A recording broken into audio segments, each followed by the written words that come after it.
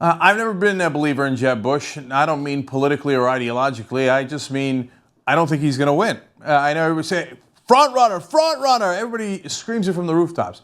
Based on what? I've never seen him leading in any polls. I've got information on that for you in a little bit.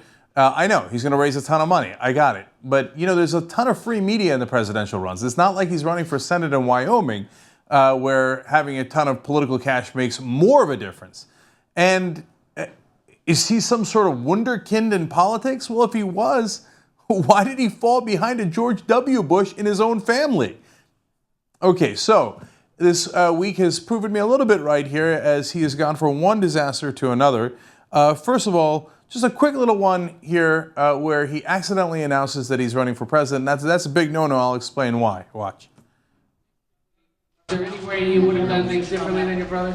I'm running for president in 2016, and the focus is going to be about if I run, how do you create high sustained economic growth? I mean, if I run, I don't mean I am running for. If he says he's running, then the different rules kick in, and he can't continue to raise money off the books as he is right now. He'd have to comply with FEC rules.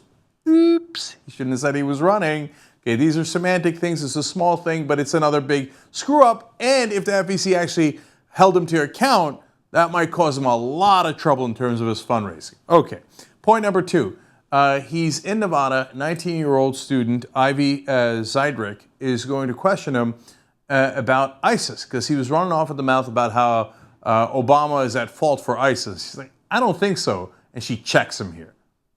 1,000 individuals who were part of the Iraqi military. They were forced out. They had no employment. They had no income. Yet they were left with access to all of the same arms and weapons. That your brother created ISIS through the Iraqi Coalition Authority. You don't need to be pedantic to me, sir. You could just answer my question.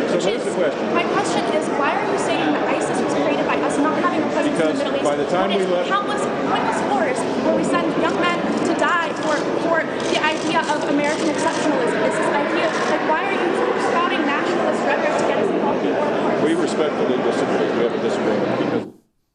No, but you actually can't really disagree. I mean, you can say that Obama is also at fault. I would disagree with you on that, but there's room for different opinions on that. But you can't say that George Bush had nothing to do with it. If we didn't invade Iraq, clearly there wouldn't have been ISIS. ISIS arose out of the chaos of Iraq, and they are run a lot by former Iraqi generals who were Baathists. We de-Baathified the Iraqi army. Those guys went off the reservation, and first they worked with Zarqawi, now they're working with ISIS. So clearly the invasion of Iraq split up Saddam Hussein's former army, which eventually turned into ISIS. There's no question about that. You can't disagree with that. The best you can do is, you're right, my brother was a giant screw up, and he opened up this Pandora's box and created this giant mess, and out of it arose ISIS, but I also blame Obama because he should have done better in cleaning up my brother's mess. Now, that's not a convenient answer, right? Now, of course, then people came in, oh, she's a lib, don't worry about her. CNN had an analyst on to say that. So then they asked her about, first of all, she used to be a conservative. She grew up as a sort of, her dad's a loyal Fox News viewer, etc. Then she became libertarian, and apparently then she became a liberal. But who cares? It was a good question no matter who asked it, right? But now she's a huge story, partly because, let's be honest, not only was it a good question, and I love how reporters are always surprised, like, oh, a 19-year-old with actually a fairly good question. Why not? She read Howard Zinn's book. Yeah, she's educated, she's smart, she knows what she's doing. The fact that they're surprised drives me crazy. And partly she's getting a lot of attention, let's just be real, because she's attractive. So here, put up her picture, because now everybody's going nuts, all the press is trying to get her on. They drive me crazy. Just concentrate on the question that she asked. Okay, when she's asked about it afterwards, she said, as to why she acted up, she said she was actually nervous, but she felt like she had to do it because she said, Bush was trying to blame ISIS on Obama's foreign policy. It was hilarious.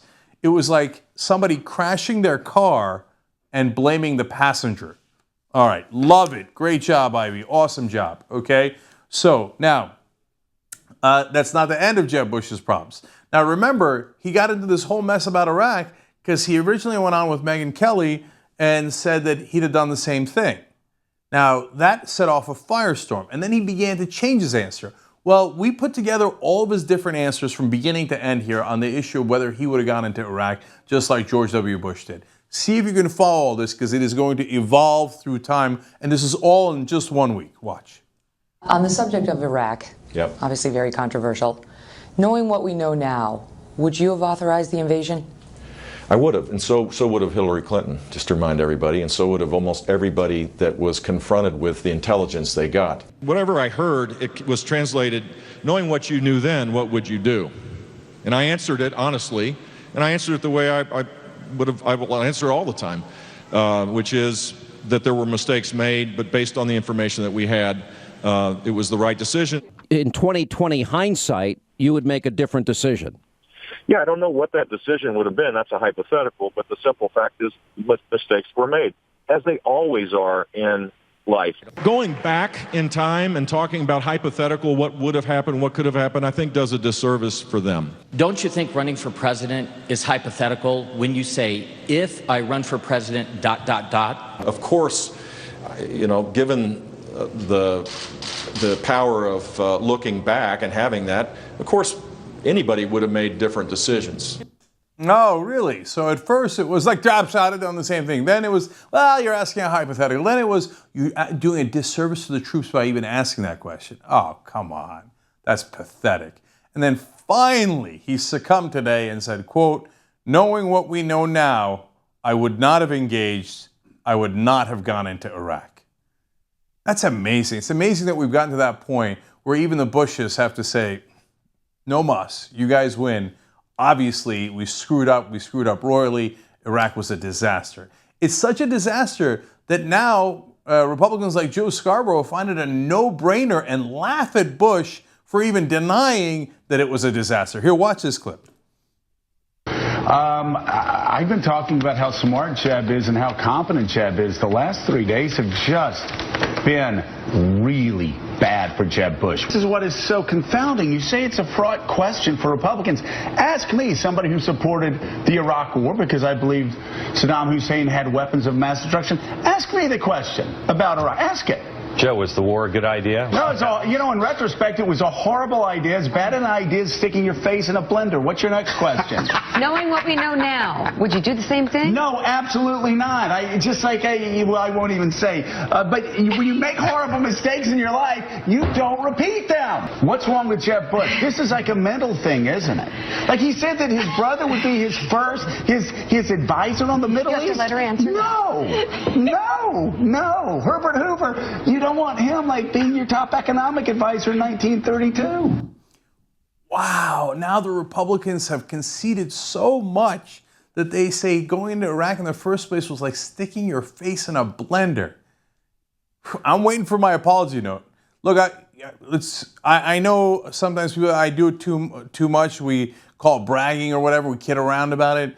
But there's something real behind it. Look, we called it before the war.